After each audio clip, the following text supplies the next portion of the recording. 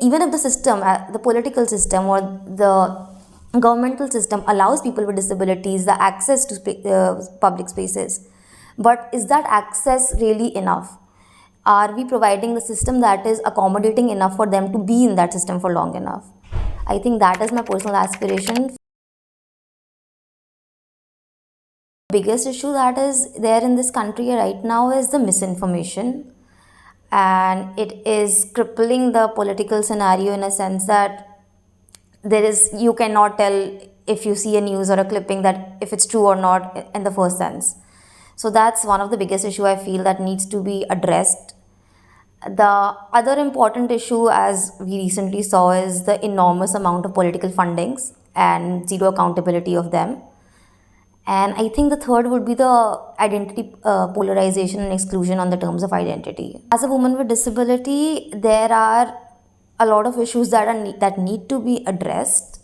But first and foremost is to recognize disability, the awareness and sensitization around disability on all levels is very necessary.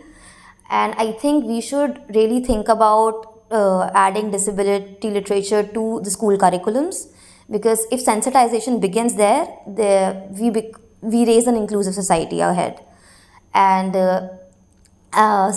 but now, if I talk about as a woman with disability specifically, that how those identities intersect, then it will be sexual and reproductive rights of women with disabilities are compromised again and again, especially for women with intellectual disabilities or women with endometriosis. So these are the issues that we need to look at, how we give women with disabilities the autonomy they deserve. So I think that's very important. And secondly, I think inclusion begins at awareness. So we need to really start talking about disability. Every event that government hosts should be accessible for everyone. Physically accessible, attitudinally accessible. Accessibility is the basis of it. I know, to be honest, we have moved very far in terms of accessibility, but I think it's time that we look beyond physical accessibility, because there are many facets of disability, identity being one of them, how their identity is respected, how their identity is protected. I think that is something we should talk about. I think my personal aspirations as a young woman with disability would be to get equal opportunity, to get equal opportunity in terms of education, in terms of employment, in terms of healthcare, and also to access those things with as similar ease as a person who is able-bodied or a non-disabled person. Because we really talk about how admission rates have increased for people with disabilities, but we don't talk about how dropout rates have increased in schools and in employment. So we need to understand that even if the system, the political system or the governmental system allows people with disabilities the access to public spaces, but is that access really enough? Are we providing the system that is accommodating enough for them to be in that system for long enough? I think that is my personal aspiration, for the world to be as inclusive as it can be and the identity barriers cease to exist.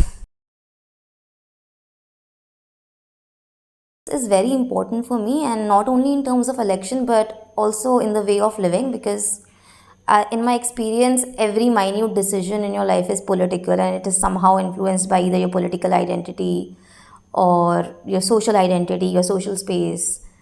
So I think politics is a very important part of my life, and I don't think that politics only stop at elections, even though elections are really important, but that's not all that it is there to politics.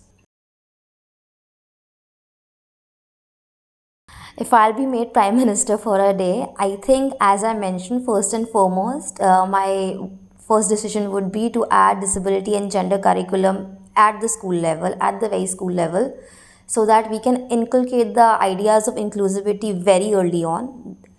Second would be, I'll make sure that party fundings become more ethical in nature, because I think that has been a huge issue, and so much of that money could have gone to zero food kids at least, if not anything else. So that is something that I will work on. And third would be, yeah, I'll do something that will make world a little kinder, I think.